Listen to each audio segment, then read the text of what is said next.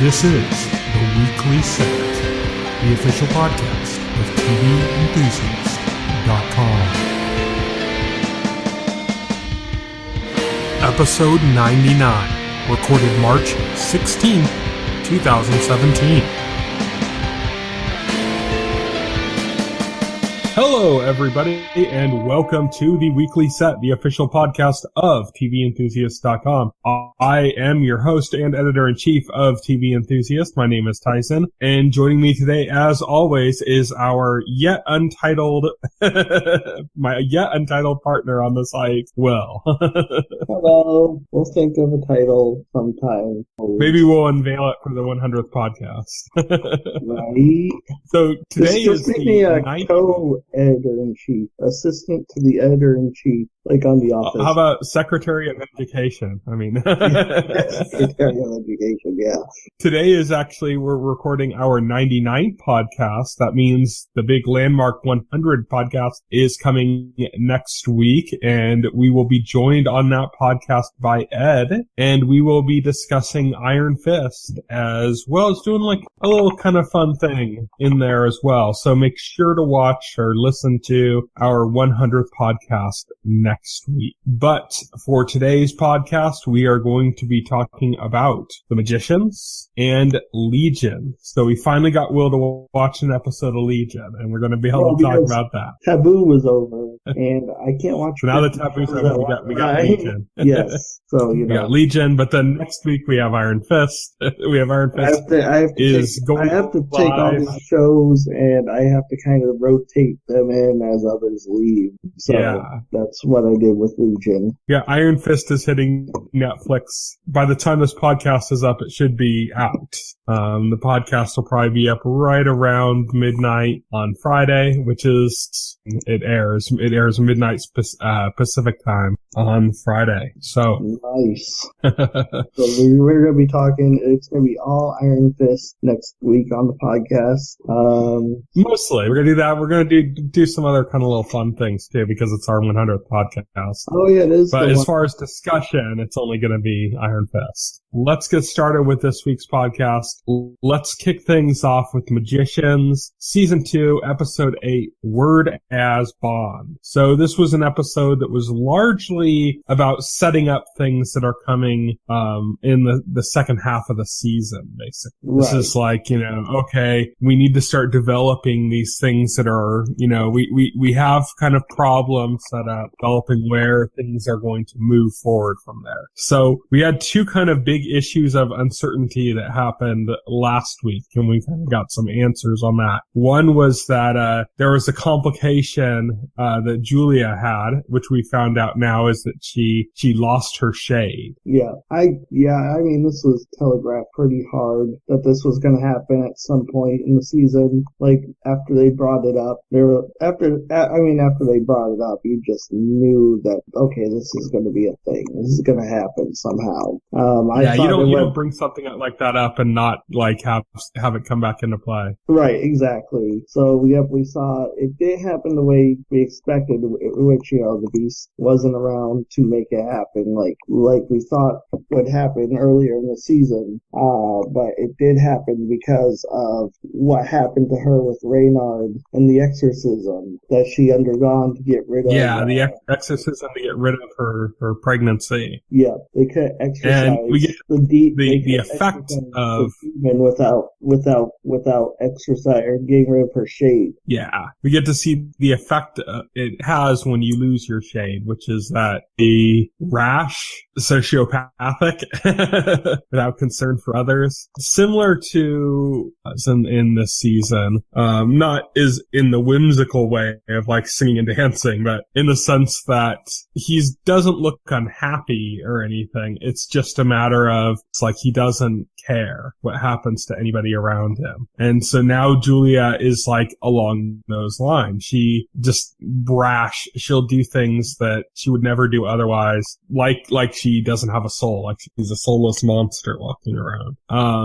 And so that's kind of how she is now that she's lost her shade. And that's, of course, going to be causing all sorts of complications for our other characters, as it does in this episode, because she heads off with Margo, negotiate with the Dryad, who is like the how would you say, avatar for, I guess, these trees. Right. In this forest, these ancient trees, and they need to negotiate with them. So the Dryad is who they need to talk to negotiate. He is not pleased that he wasn't met with, Elliot. Kind of misogynist. It looks like the trees are misogynistic. Misogynistic trees. Is unwilling to meet with them, or to do anything for that. But Julia goes along with Margo and uses the opportunity to talk to the bald guy that basically cast the illusion on the castle a few episodes back, where they thought the castle had moved location, but it hadn't. Right. By talking to him, she secures a means of protecting herself from Reynard, to hide herself from Reynard, and then lets him go to the Dryad and basically says, well, here's a peace offering. Give it to the trees in the forest, and hands him like an ornate box. Back in the forest, she walks away. It kind of pans up, and you just see a massive explosion in the forest. Pretty much, she blows up the trees, the tree people, because she doesn't care. Remember, kids, only you can prevent forest fires. And the first step is not to blow up a Dryad and ancient trees. Yes, exactly. But Julia actually, she kills these ancient trees. It's causing all sorts of issues for Margo now, because now she's got like people in Fillory that are going to turn on them, and they have these other trees that are going to revolt against them because these were like endangered trees. So just basically cause this huge issue. Julia's like, I don't know what the problem is. You can just blame it on me. I don't give a shit.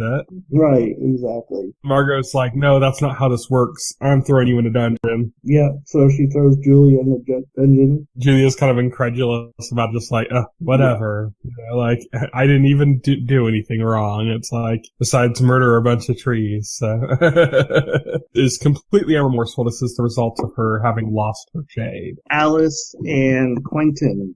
Basically, we find out what Alice is trying to do once she gets control of Quentin, because Quentin basically acquiesced to her demands in the last episode, so she would help him with the bank heist. And now he has to come up with a word as bond spell so that he can kind of bind her as to what she can do while she's in control, to make sure that she's not gonna just run wild and fuck everything up. And so this is similar to what Julia did with the Beast, where she had him do a word as bond spell that would basically mean that while they were working together, he couldn't go after her or her friends. And so that was kind of telegraphed ahead there.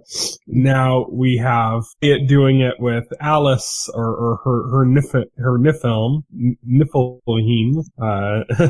He's made this contract with her, saying that she can't kill people, she can't use magic, she can't have sex. Yeah, no, all sorts of like no fun at all.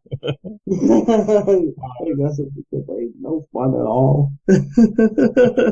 So she's off frantically working on something. She's researching in books, trying to get information on these like monks. This is what Elliot starts finding out when he takes back over and ends up finding himself buried in a book. That the Niflheim version of Alice is kind of like freaked out and running out of time and panicking about not having time to kind of figure out this problem. Right.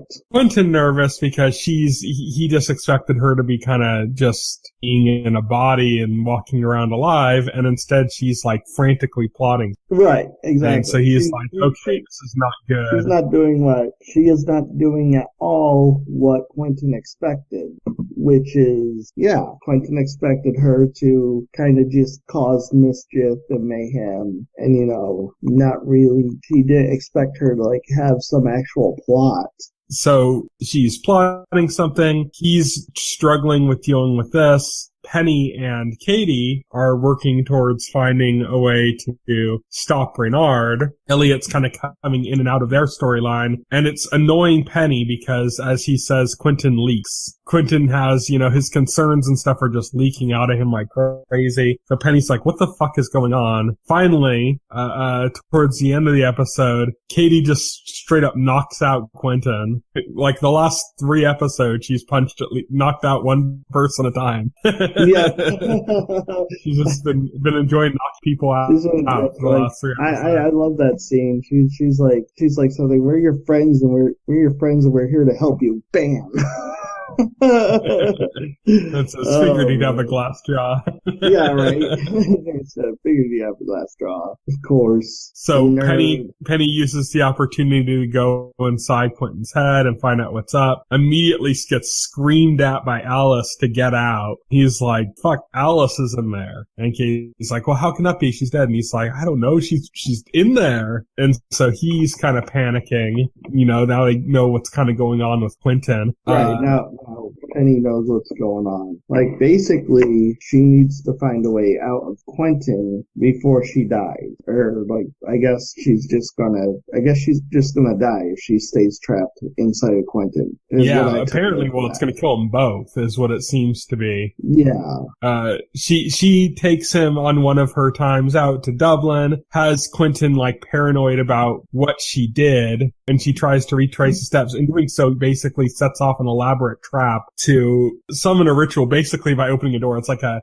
Rube Goldberg machine, basically setting up this like ritual she tricks him into doing because she can't do magic herself. And it ends up summoning this ancient Niflheim from the monks that she had been researching. And he talks to her and talks to Alice directly. He can see her and communicate to her. And basically says that he'll help her and give her information, but she has to break out of the trap that's in by herself, or she's not worthy of it to him. Right. This causes her to get like furious, and it makes Quentin's nose bleed. Yep.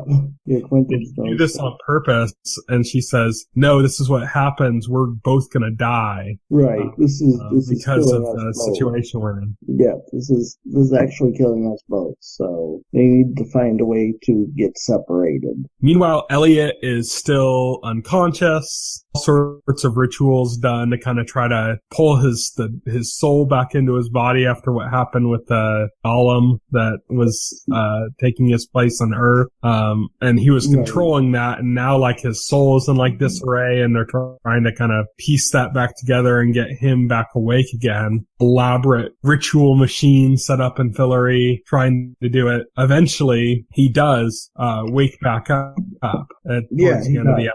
But at the end of the episode, he wakes up. Which is like a big relief to Margo, because she's freaking out trying to find out how to, do everything, rules that Umber has set up for Fillory, saying that like the one with the power is the High King, and the High King is like the male that's chosen. So it's like he's unconscious, so they don't have access to that, so she can't really do much. Right. He's out. But he wakes up now.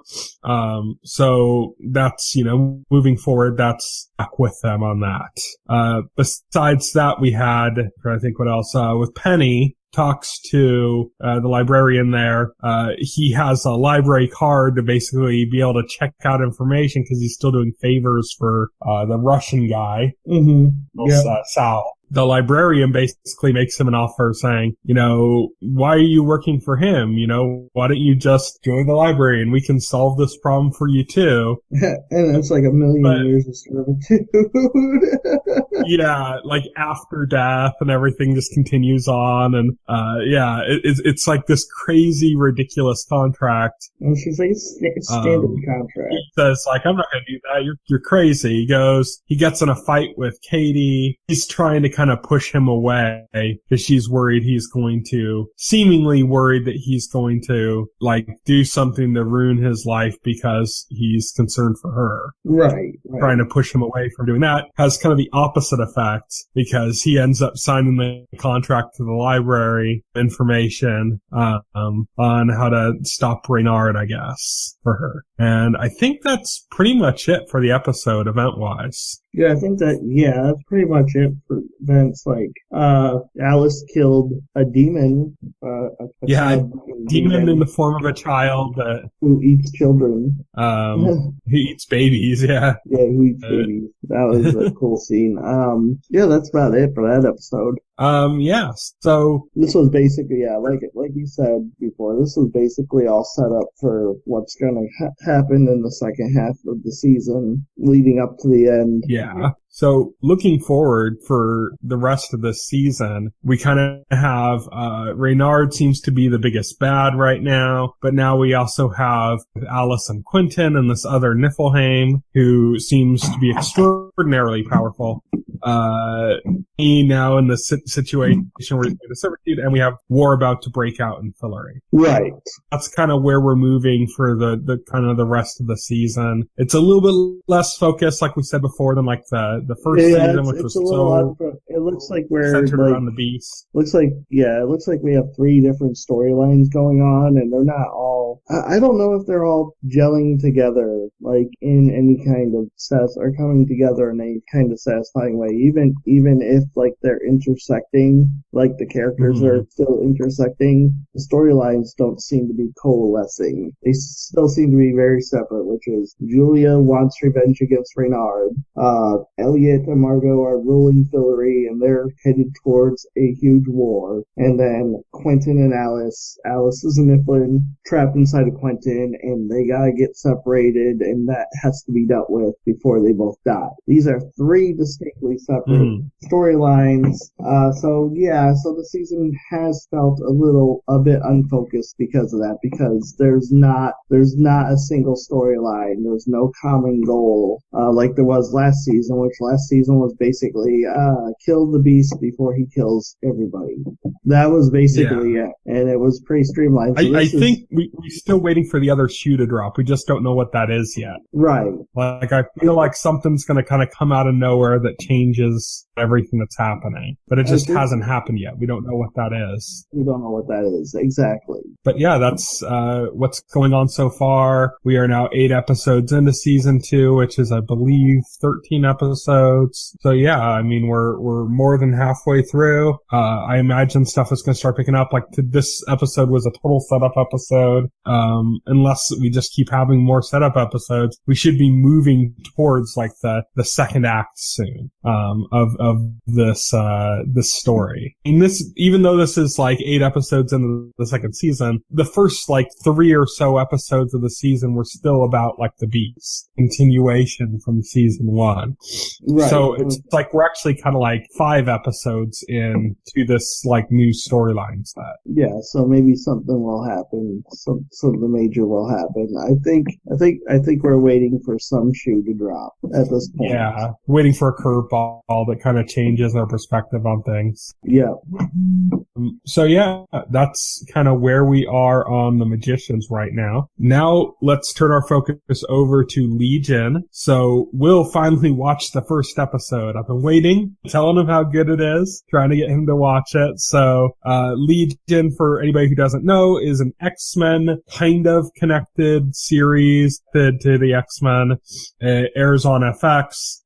It follows David Haller, who is actually in the comics is Professor Xavier's son, powerful mutant who's got multiple personality disorder, and all of his personalities have different power, which is why he's called Legion, because he's all of these people together. Right. All of these forces together. I guess like Legion is like he's got schizophrenia, and that gives him different powers. I'm trying to look up what he was in the comic books, because officially in the comic books he's Charles Xavier's son. I don't think that's going to be the case with the show. Well, they've been a little vague on that, and like I can't say anything because I'm ahead of you. But they even going in, like they've been very vague about. It's like they're giving kind of instances of it. You're seeing more. Like the only kind of real solid figure you have going in is his sister. Right. So it's a fiction. Let's see. It says he has severe mental illness illness, including a form of dissociative identity disorder in which each of his alternate personas controls one of his many superpowers. So that's how he was conceived in the comic books. So on the surface of things, like from what we've seen of his abilities, it seems to be mostly like telepathic based, similar to Professor X. Right.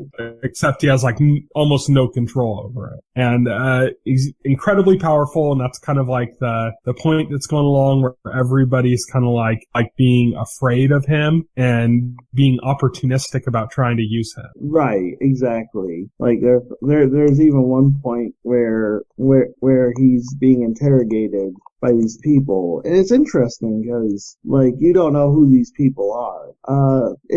Talking about the show, it's going to be hard because this is very non-linear. This jumps around. There's a lot of stuff that you question. Oh, and it only gets more like that.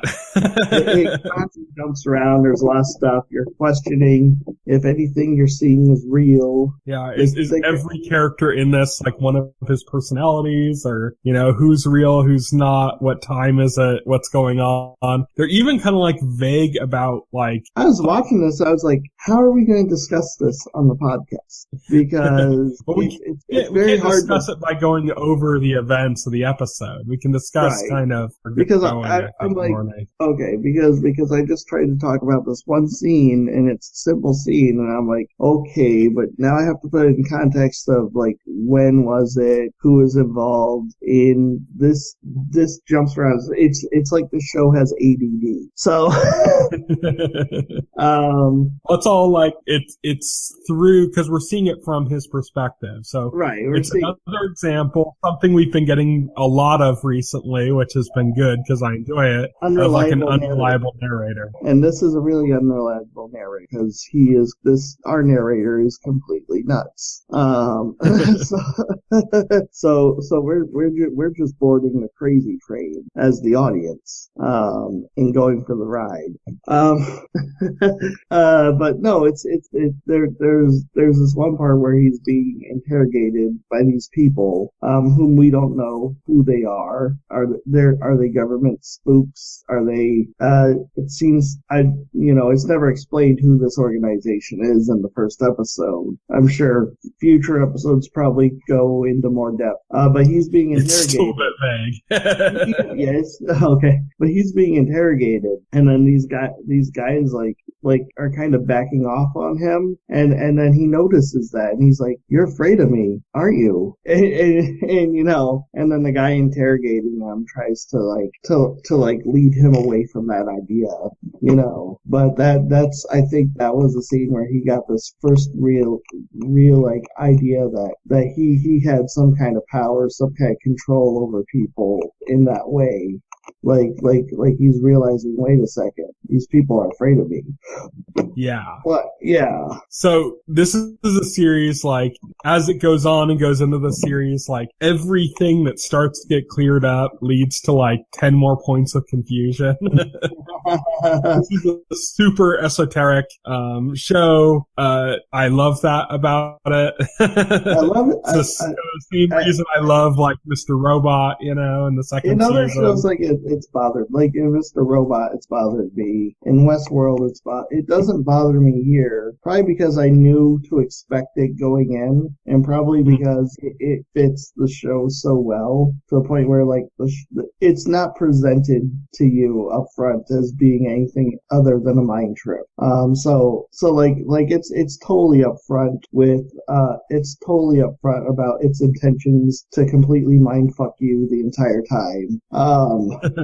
It doesn't try to trick you into thinking it's going to be like a linear, it doesn't try to trick you into thinking it's going to be a linear story and then like be like, surprise, not actually.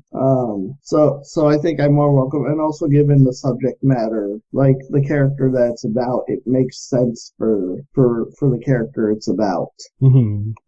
It's done in a real stylish, like artful way too. Like, Yeah. there's a lot of style in this. Like just like a lot of like the cinematography is just something to behold in this, because this has like some amazing cinematography in it. Oh yeah, you can definitely tell this is Noah Hawley running the show. Yeah. Who did like Fargo, the TV series. So have you seen like the second season of Fargo, which takes place like in the 70s? Well, this has a very like 70s aesthetic going on to it as well. Oh yeah, there's a lot. There's a period in this show that takes place, it looks like, in the 70s.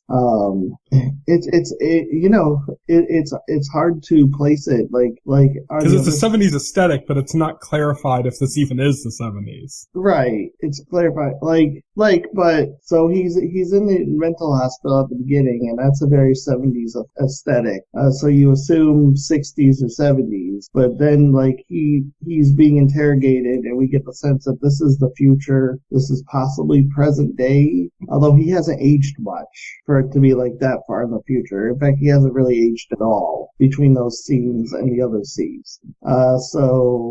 But the other scenes where he's being interrogated by this organization, it came across as being more modern. Plus, we have so much as being seen through his perspective directly, and because of that, you have that in him being crazy. You have this unreliable thing where, instead it could be something that's being overlaid by him. Like, we don't even know if that's the case. It's like in the same way that, everybody says, instead of E-Corp and Mr. Robot, That's like Elliot overriding that. Like in his telling of the story, he's overriding other people saying those words. Yeah, I like that in season 1 of Mr. Robot, because like it's E-Corp up until the moment Elliot calls it Evil Corp, and then for the rest of that season, it's constant. Every time it comes up or it's mentioned, it's Evil Corp, and it's like even when it's like a commercial for the company or something, it still says like Evil Corp. Still says Evil Corp, and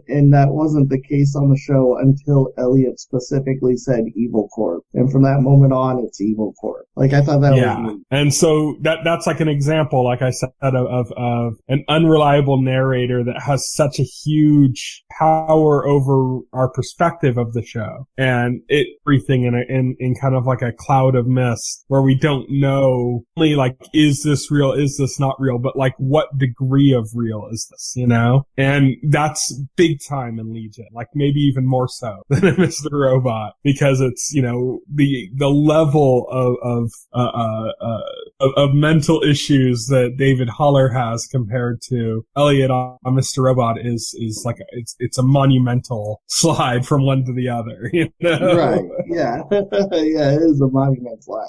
Elliot's nutty, like Elliot's David crazy. Haller is like way off the deep end. Well, it's like if Elliot has an alternate personality, an alternate persona of Mr. Robot, David Haller has like way more than just one. Yeah. and also, I mean, David Haller's in a world where there is like mutant powers and all this kind of abstract ideas are going on that are real, but we don't know which of those are real and which are like his delusions. Right, which are his delusions. But the only thing we know for certain, or we think we know for certain, is that David Haller does indeed possess mutant powers himself. Mm-hmm. Yeah, I don't think they're going to pull the whole like it was in his head all along thing at the end. Oh, no, that'd just be lame. There'd be no reason to like actually use a real like comic book character for the series if that's what they were going to do with it. Yeah, I know, right? So you got to see a few kind of like characters in Legion so far. So some of the ones I want to talk about are the antagonistic kind of force, which again, like with much of the show, we have no idea what it really is. This kind of like evil figure that always like appears in red. It's like kind of like the yellow bloated. Yeah. Yeah. David Haller always calls him like the demon. He sees this demon. He sees this demon. We don't know what it is, but it seems to appear whenever David... This guy who's basically shaped like a Hershey's Kiss. Yeah. He basically appears when David is is most stressed, when he's very stressed out, when his powers are about to explode, this thing appears to him and seems to always be at the nexus of when shit goes down. And he's like always kind of like in a corner, like, sometimes you like barely even notice him. And when you do, it's kind of like off-putting because it's not really addressed that he's there, but he's there. And it's just kind of weird, like episode when they're kind of like escaping that he's being held at. Yeah, they're escaping and then he sees the demon. And it's just like there, just sitting there, like in front of a rock, kind of like blending into the rock, And it's like, what the fuck is that? Like it's not really directly addressed. He kind of glances and sees it. Nobody else sees it. Nobody else mentions it. It's just kind of like this. They don't really draw too much attention. It's just kind of like this creepy, like, and why is he in the background? Just kind of lurking there, like kind of almost faded into this rock. Because so that was creepy. Nothing happened in that scene, which was weird because, you're trained at that point to be like, when you see that guy, shit is going down. And it's like, okay, I don't know. That whole sequence was like, it was a weird turn because it went from the show that could very well not have anything to do with X-Men. Sequence, his like breakout from there was like, okay, now this is X-Men. A lot like First Class to me, for example. Like X-Men First Class, like there's mutants and they're just straight up using their powers to get out of this situation. Right. Like a telepath that's like throwing people and things around, and there's like this like electric storm thing that kind of comes in and fries a bunch of people. All sorts of mutant powers going like crazy. And it's interesting because his captors have him like in a pool, electric current set up so that, if he does anything, they can trip off this and basically fry him, like electrocute him, as like a safety measure. And he gets this message that, he needs to kind of slide from his chair and get low. And so he does, and they just basically wipe out everybody in that pool area. Oh yeah, yeah, it's pretty amazing scene. You just see like bodies getting roasted. And now there's like skeleton corpses in the water. And it's like, wow. That's the scene where they break him out. Because one thing we did address, like when he's in the mental hospital, he meets this girl, right? And this is all according to him, his memory. We don't know how things really went down, but like according, or if she's even real, or if she's even real, or just, but like according to him, he's in this mental institution, and she shows up, and it's love at first sight for him. He grabs Twizzlers from Aubrey Plaza to try and like make a move on her. It doesn't work out, but then they're doing like group therapy, I guess, and he just basically says, will you be my girlfriend? And she just says yes. And then this leads to this relationship between these two characters.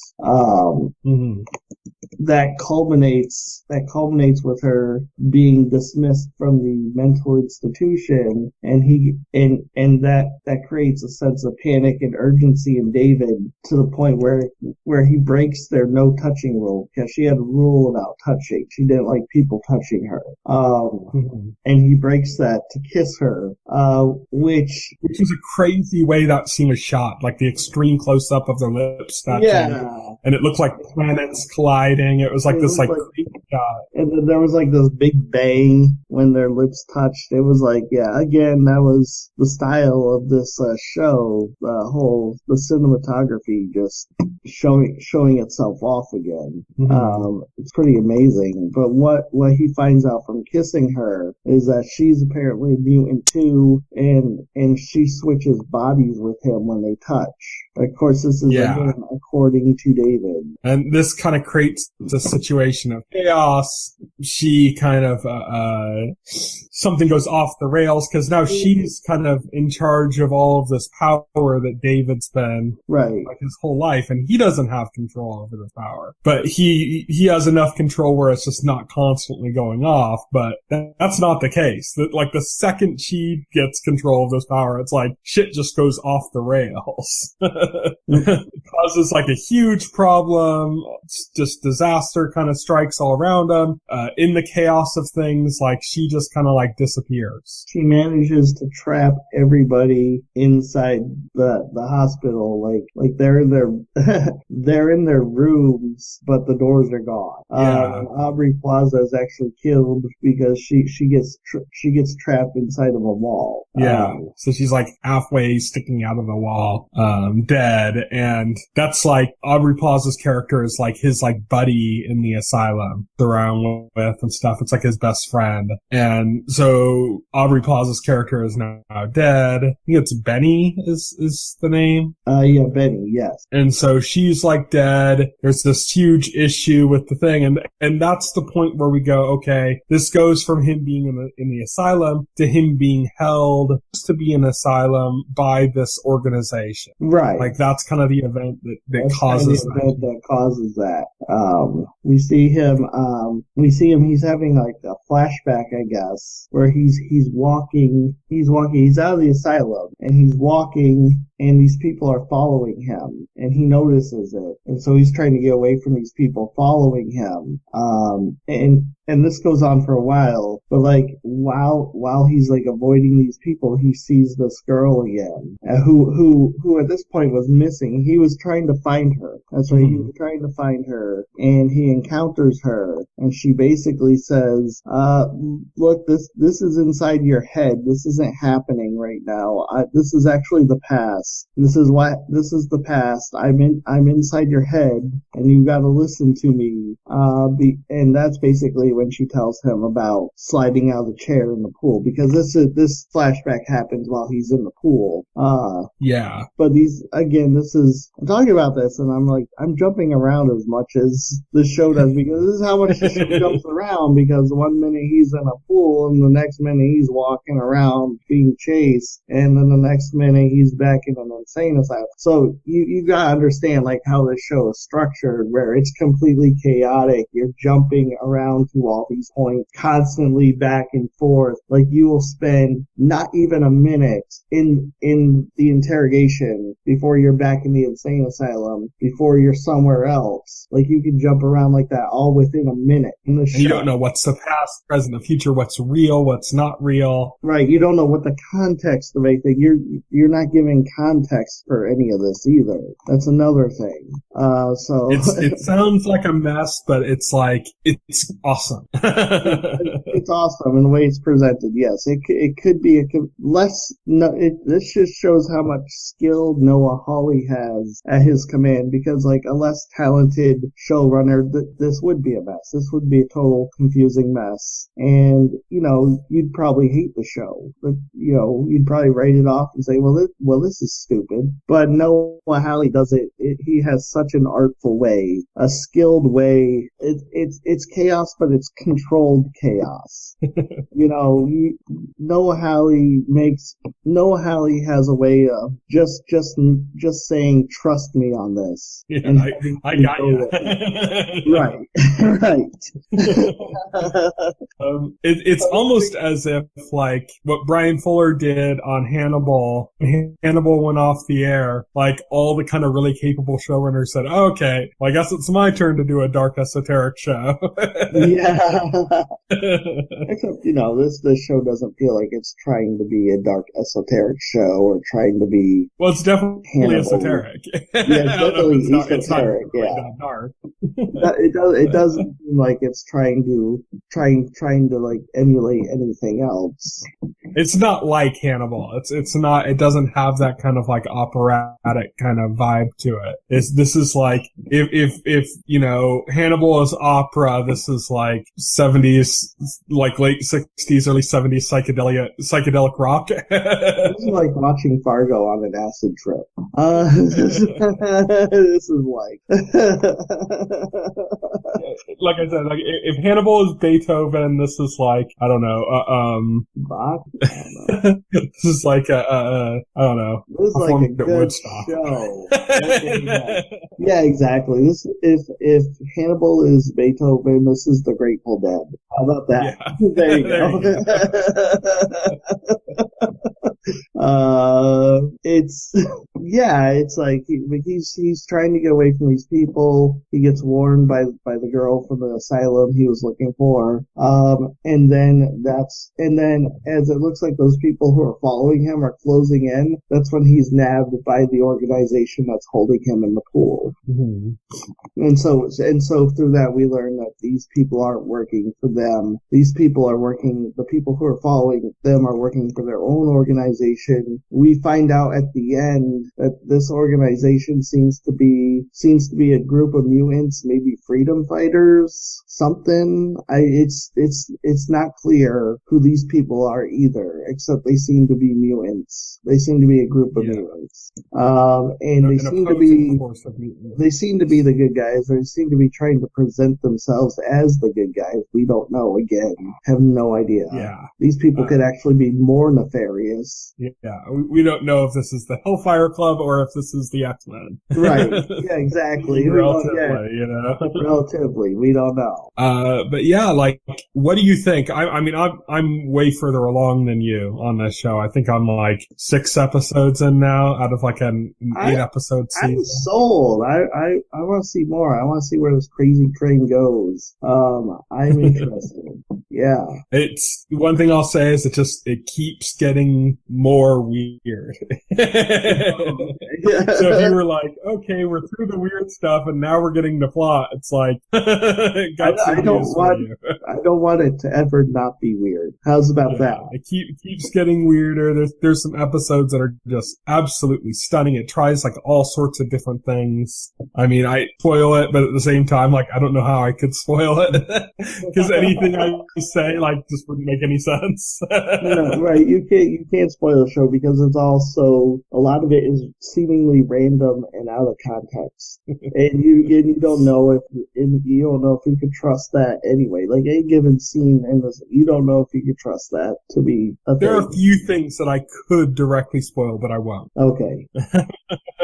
A few things that we now know, but so many other like new questions that have been raised by that. So it's like it just never stops being a crazy trip. Right. The first season's only 8 episodes. We're towards the end of that. Like I said, I think episode 6 just aired, so I think there's like 2 left. It's been picked up for another season already. Show's been pretty popular. It's great. I think a shot. If you can't handle the weird, this is not gonna work for you. If you like just weird, esoteric, heady kind of stuff, if you liked Hannibal, even though this isn't dark like Hannibal, but if you liked like how Hannibal would have these like surreal moments that just kind of went nuts, like this is what you want to watch now. Right, exactly. This is what you want to watch.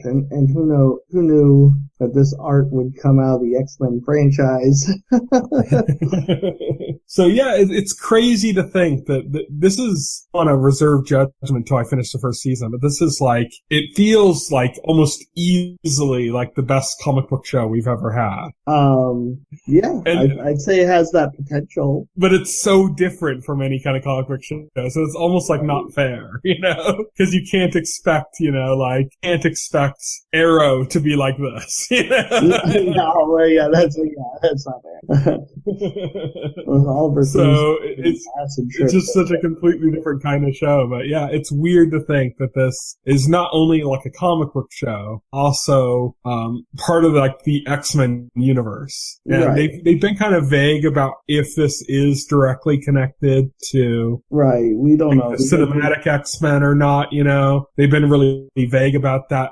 We know that the new series that's coming to Fox, that's done by Matt Nix of Burn Notice, we know that series is directly tied to the movie universe, but we don't know about I don't know what Fox would be doing. I don't know if Fox would be like doing a Warner Brothers thing, or they're just going to make all these different properties and not necessarily have them be connected. No, they have another show coming to Fox called Gifted that is is directly related to the X-Men cinematic universe. Okay. And this series, but the X-Men cinematic universe is like a mess too. The X-Men cinematic universe itself is kind of a mess. There's there's multiple timelines, and like the new movie Logan, like the creator said, this isn't necessarily inside the traditional X-Men universe. Like this might be an alternate timeline itself, and it's like, well, it wouldn't be, but that's true to comics. It would be X-Men if it wasn't like just infuriatingly confusing and full of contradictions, like the comics themselves. So it's crazy how much like comic book TV we have coming with, Legion, and now this other show we have, of course, Agents of S.H.I.E.L.D. on ABC, but then we also have coming to ABC The Inhumans, which is being 8-episode season. It's probably like the biggest budget Marvel show ABC has done, of course. And that's crazy because we were kind of like both, we were like in a weird position when we were talking about it, because I know you were really negative about it. Because it seemed like it was going to kind of like a low priority Agents of S.H.I.E.L.D. spinoff or something, and you kind of had this concern about that. And then like out of nowhere, they just started going like, oh yeah, we're casting in, Ian Rowan from Game of Thrones, and like we're filming in like 3 different cities around the country, and the entire show was in IMAX. 2 episodes, but the entire show is being shot in IMAX, and it's only 8 episodes in the season, and it's going to be like really focused in, and then they're like, oh yeah, that giant like that's in the show. Yeah. All of a sudden it's like, okay, this is Crazy Town. What's going on here? And then, of course, the DC universe just keeps expanding, which I think is a very bad thing because every time they expand, the quality of the whole drops. Yeah, it's pretty bad. I'm not into the DC stuff so much anymore because the quality is just terrible. It's like they're spreading themselves too thin, and each new show like spreads them a little bit thinner. Yeah, they want to like make another CW show, and they're doing Black Lightning. They're big casting. I don't want to watch that. I don't care about that. I'm beyond the point of caring at this point. Yeah, it's that one's kind of becoming a mess. But then, of course, you also have other kind of like high concept stuff, similar to like Legion, with stuff like Preacher on AMC, and of course, it's often easy to forget that The Walking Dead is a comic book show. So you have all this stuff just going on, and tons more. They're doing Scalped on WGN. That's based on a comic book as well.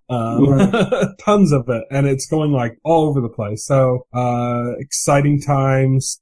It's going to be able to top what Legion's doing now. Oh yeah, definitely. Legion is just Crazy Town. Yeah, Legion. Like it would take like maybe Brian Fuller doing like a Sandman series or something. Like that's what it would take, but yeah, Legion, phenomenal. So that brings us to an end of our regular discussion. Now we're just going to kind of go over what's coming up in the week ahead. Today, actually, if you're listening to this podcast, it should be March 17th. That means that Animals came back to HBO. The originals came back to the CW. Striking Out is airing on Acorn, and a little known show that I don't think anybody cares about coming up, Iron Fist. Yeah, we certainly won't be talking about that. Yeah, definitely not. But if you, speaking of how much we're not going to be talking about that, if you end up listening to this podcast before midnight on Friday, midnight Pacific time, and watch Iron Fist with me, use the hashtag #WatchWithTVE. I'll be tweeting through the first couple episodes. I'll be watching them. I'll be binging through the first couple episodes tonight. Not sure how long I'm going to make it, but I'll stick through as long as I can tonight, and be posting on Twitter while watching. In March 19th, Into the Badlands comes back for its 2nd season on AMC. On Wednesday, March 22nd, Shots Fired airs on Fox. Empire comes back to Fox, and Rogue airs on DirecTV and AT&T's like Showcase channel. March 23rd, Ingobernable airs on Netflix. This is a Mexican, or it's a Spanish language show about a governor or something in Mexico, I think. Okay. Comedy or something. It's a political comedy. On Friday, March 24th, next week, Grace and Frankie hits Netflix for its third season. And so that's what's coming up in the next week.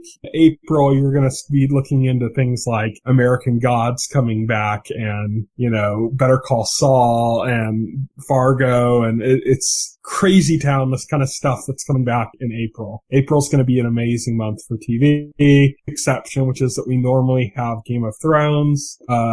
In April, we are not going to have that in April. But hey, speaking of April and Game of Thrones, we did find out just recently this week that the air date for the new season of Game of Thrones is going to be July 16th. Yes, so that's good. So you got something to look forward to, and I'm sure probably in April, to soften the blow of not having Game of Thrones on, I'm sure they're going to release the first real trailer for the season. Right. I'm sure that's going to come fairly soon, probably. Like I said, probably in April. Just to soften that blow that you have to wait longer. Thank you everybody for listening to the podcast. You can reach me on Twitter and at Tyson Gifford. You can reach Will on Twitter. He is at Voxel Hero. You can check out our Facebook page and our YouTube channel as well as our site, tventhusiast.com. You can subscribe to this podcast through any major podcast client like iTunes or Pocket Cast. Just look up TV Enthusiast, I believe, is the easiest way to find it. The entire backlog of our podcast is available on our YouTube channel, our social media, everything on our site, tventhusiast.com. You can check in there as well and see our constantly updated news feed, our constantly updated list of trailers, which includes the new American Gods trailer that just came out that's freaking awesome. And we have a list towards the top of the page. It says U.S. schedule, where it shows what shows are coming up, basically for shows that we even give the slightest bit of care for. Yeah. In other words, not Lifetime original movies, but anything remotely that fits our interest is basically there, and it shows you when stuff is coming out, so you can check that out and use that as a resource if you so choose. Remember, next week we are going to be doing our 100th podcast, and Ed will be joining us, and we will be talking about Iron Fist, which right now is going to be airing in just under 2 hours now. Exciting times. Thank you, everybody, for listening. Good night. Good night. If you would like to voice your opinion, send an email to theweeklyset@tventhusiast.com. TV Enthusiast is a part of the Enthusiast Media Network.